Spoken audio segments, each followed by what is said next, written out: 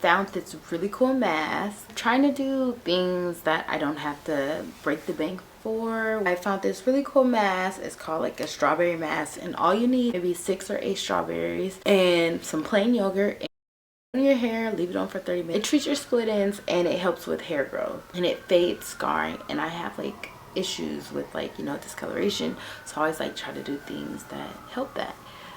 So let's just get started and do.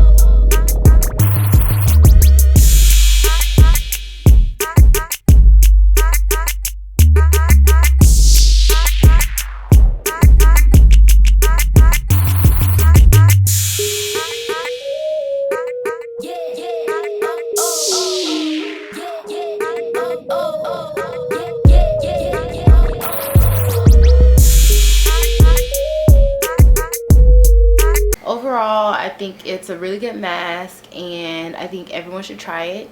It's super easy. All you need is the strawberries and the yogurt, which is super cheap, cheaper than a super expensive deep conditioner. I rinse it with cold water, always rinse with cold water, and I shampooed my hair and I shampooed it again just to get all of the strawberries out, and then I put conditioner on it. So you can do it your way, but make sure you always rinse with cold water.